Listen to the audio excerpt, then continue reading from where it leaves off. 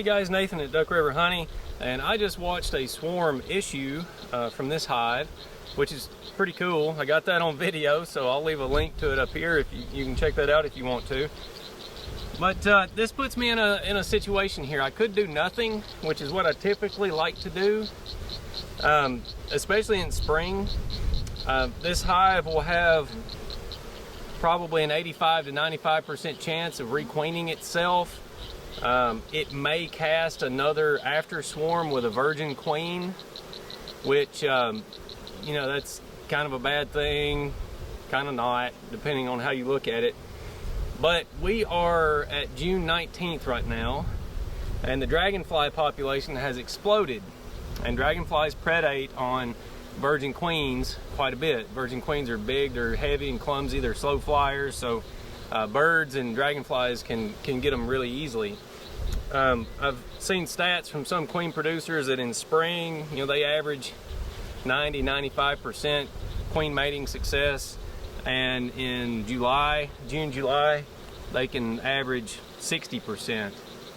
So that predation can really be a challenge, especially this time of year. So I'm going to jump into this hive and see what the condition is. I'm also in a situation where I've got 22 or 23 hives right now, somewhere between 22 and 24, I'd have to count. And I really want to get in that 25, 26, 30 level before the end of the year. And I've got a situation where I can split this hive. There should be quite a few queen cells in here. And I may be able to kill two birds with one stone, which is to drastically increase my chances of getting at least one returned mated queen, and I might also be able to get a split. If I get two return mating queens, or three even, then I could turn this one hive into three. So we'll dive in and see what we've got in here, how many bees we've got left, and what their condition is.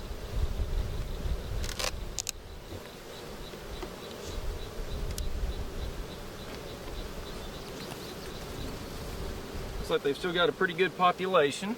That's a good thing.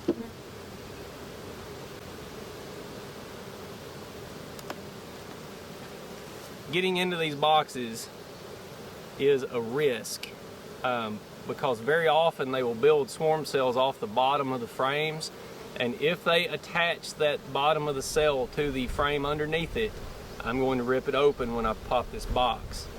Now, popping the box I think is safer than just pulling all the frames out individually or sliding frames back and forth. I think it's safer to pop the box and then look at it from the bottom to see where your swarm cells are. So I've got a good chance of damaging or destroying swarm cells here, which I don't want to do because this hive is in a queenless situation. I see no swarm cells in this top box. I also see that they did not continue drawing this, so that may be what induced them to swarm. I gave them feed and they didn't put it into comb. They put it into swarming energy. So it tells me that there's no swarm cells in the top box, which probably means there's going to be quite a few between these two boxes, and there may be some on the bottom box. So let's take a look.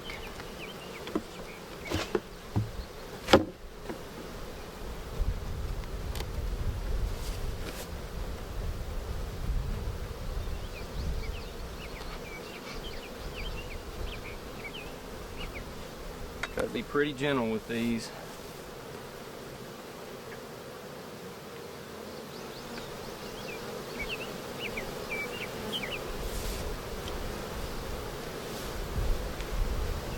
And that is what I would expect to find. Got a swarm cell here that's tied to both of these frames. Another swarm cell they're protecting here. We got some frames that are not even drawn in here.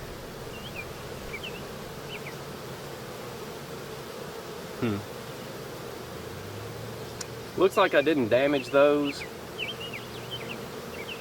So I'm going to set them aside and take a look in the bottom box.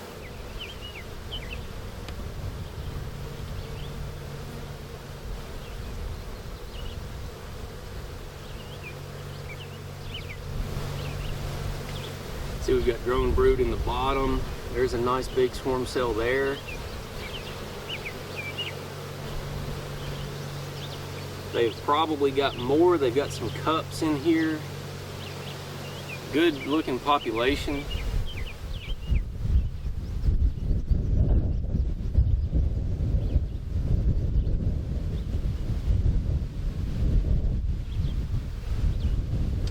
Alright, so I'm going to carefully put this back, and I'm going to turn this hive into a double stack nuke.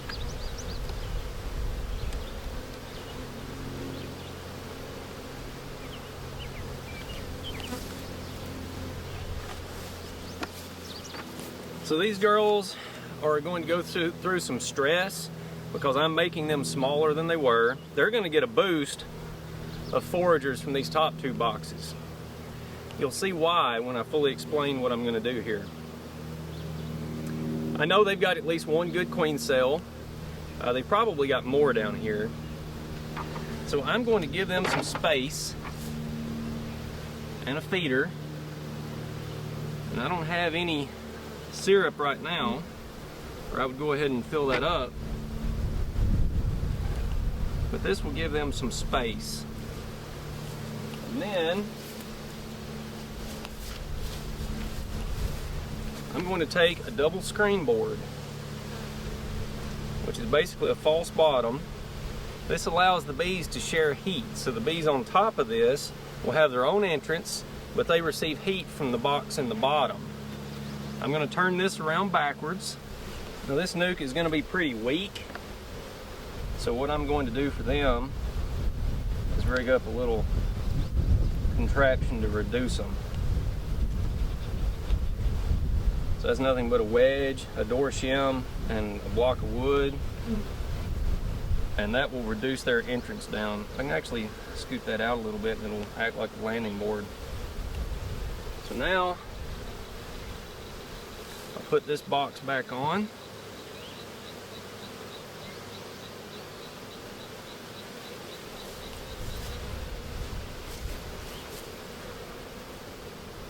I'll put the top box back on. I've just split this colony with a queen cell in the bottom and queen cells in the top. That's got a few advantages. Both of these should be weak enough now that they won't cast an after swarm. Within an hour they will know that they're queenless here and here, and they'll be able to assess their own condition. Hopefully they will not cast an after swarm. The big advantage to me though, at this time of year especially, is the increase in mating success. So let's say there's a 40% chance that my virgin queen is going to go into mating flight and won't come back. Well, now I have a 40% chance of a 40% chance that I don't get at least one of these back. So instead of a 40% chance that I won't return a mated queen to this hive, I've now got a 16% chance that I won't get at least one mated queen out of here. I can't stress how important it is to have a very reduced entrance for this nuke on top, because any foragers that find their way out of this hive will return to the bottom part. So this bottom is going to get stronger and this is going to get weaker. So guys, I'll go and make some sugar syrup, get these guys some syrup, and that does a few things. Again, they're going to get a little weaker. They just swarmed, they've lost population. This one up here is especially going to get weaker. But also, when you are trying to mate virgin queens, you want the hive to be happy. And well-fed hives will accept a virgin a lot quicker than one that is under food stress. So you just want everything to be happy within the hive when you're trying to do this. So I'll check back on them in about 3 weeks, about 21 days. That should give me plenty of time for these cells to emerge, go out and get mated, come back, be accepted, start laying. I really don't like to check these too early. So we'll check back in about 3 weeks. So it's now July the 9th, and about 20 days have passed since I split this colony with the double screen board. They are using the top entrance or using the front entrance, so they are 2 hives at this point. And I don't think I was very clear on that. The purpose of the double screen board is that board is 3/4 of an inch, and I've got a layer of number 8 hardware cloth on the top covering the holes, and a layer on the bottom covering the holes. So there is a 3/4 inch gap in between there. That means that the bees can't touch. The bees from the bottom box and the top box can't touch. And that means that they cannot share queen mandibular pheromone. So they are 2 separate hives separated by this board, one on top of the other. The purpose of the board is that you can split that hive, and they are separate, but they're oriented to the same location. So by splitting it, if I don't get a queen in the top or the bottom, I can just pull that board out and do a newspaper combine on these 2 and merge the 2 very easily, because all of the foragers are oriented to this location. Now, if I'm successful in getting 2 hives out of it, then I'll pull the top off and I'll have to move them several miles away for a week or 2 to reorient those bees before I bring them back.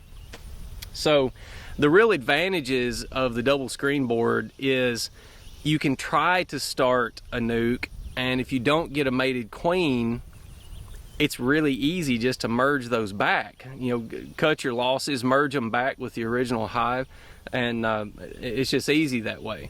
And like I said in the previous part of this video, I'm increasing my odds of getting at least 1 mated queen at this time of year when we've got tons of young birds.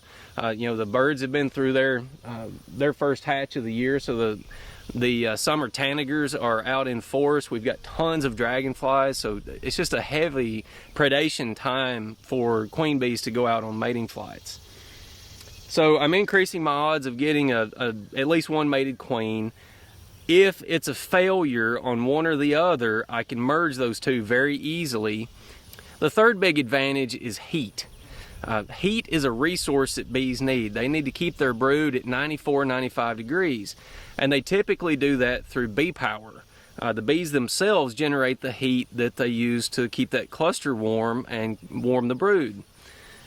In the spring especially, it takes a big colony to bring the temperature up inside the cluster so that they can raise brood.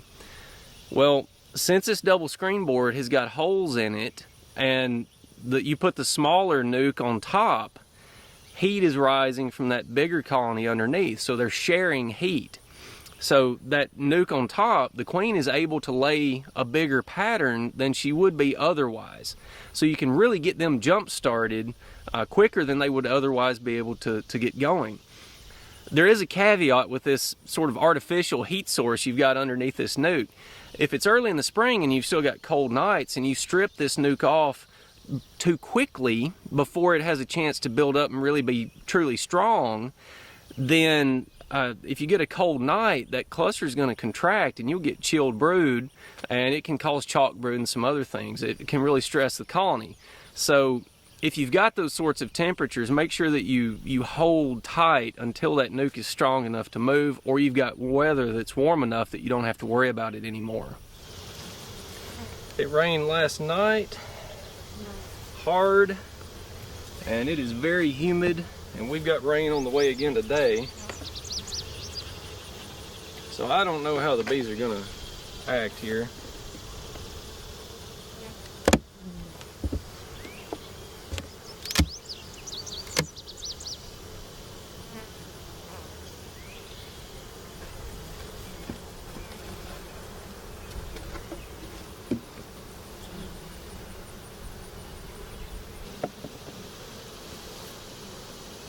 Got tons of bees behind me here. I'm blocking their entrance. That's pretty funny.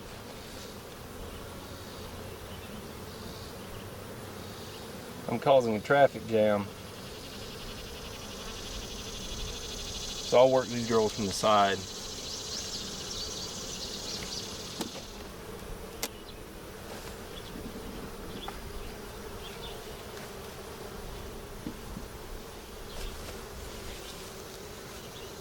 Big cluster here.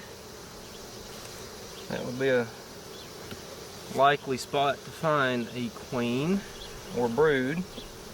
if there's going to be one.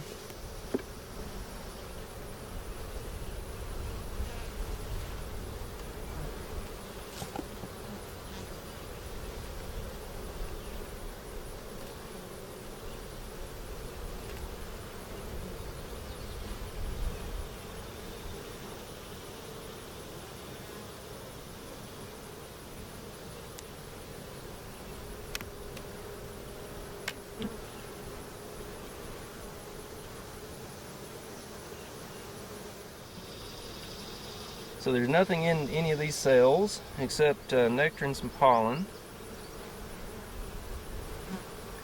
But they're polishing them. See down in the bottom, they're shiny.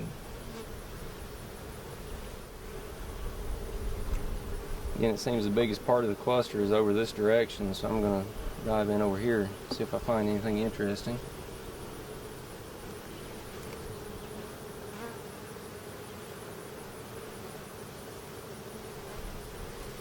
And we're into nectar.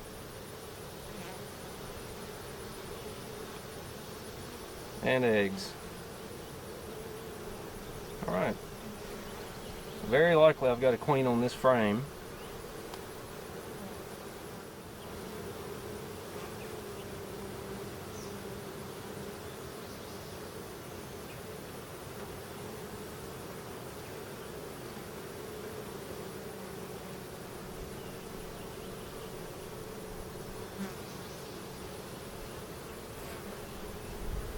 So this looks very normal.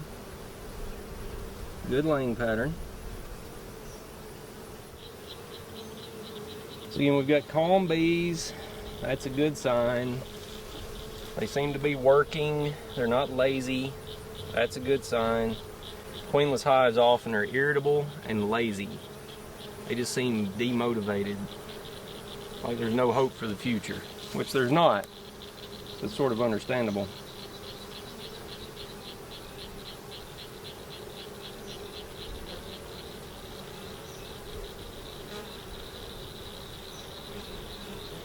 Got eggs on this frame as well. I'd love to see the queen, but I don't have to.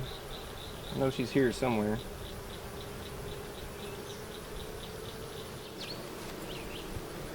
Now I'm going to jump down to the bottom and we'll check them. This is one of the disadvantages of the double screen board, is to get to the bottom box I have to lift the top off completely.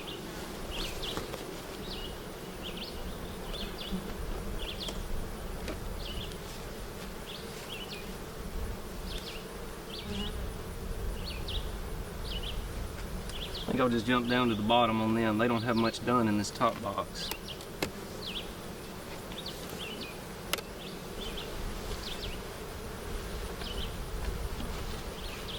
Alright, looks like most of the bees are in this area, so I'll get right to it.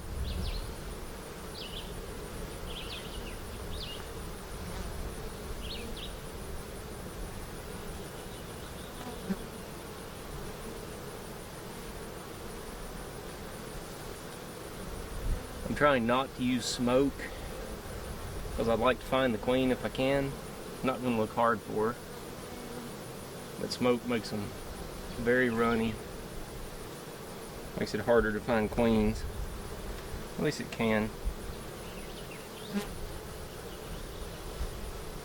I got eggs here. They're polishing cells. She's laying everywhere that she can.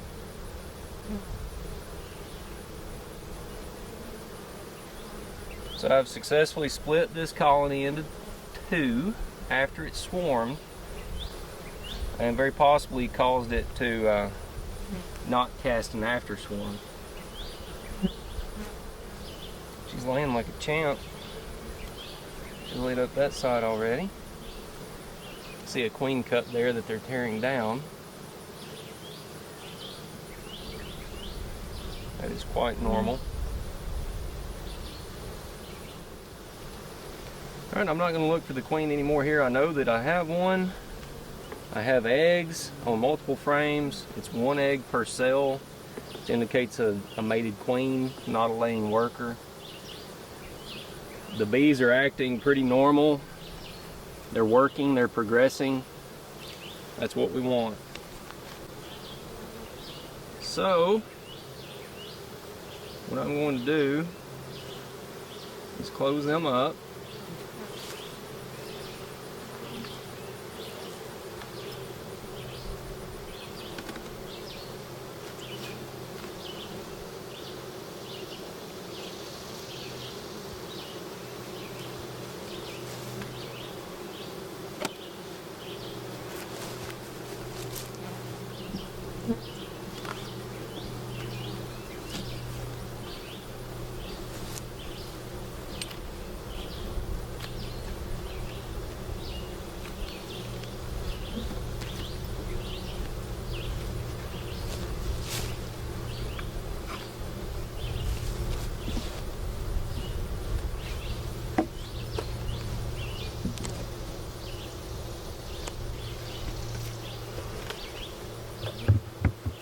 Alright, so I now have a hive here, and I have a hive here.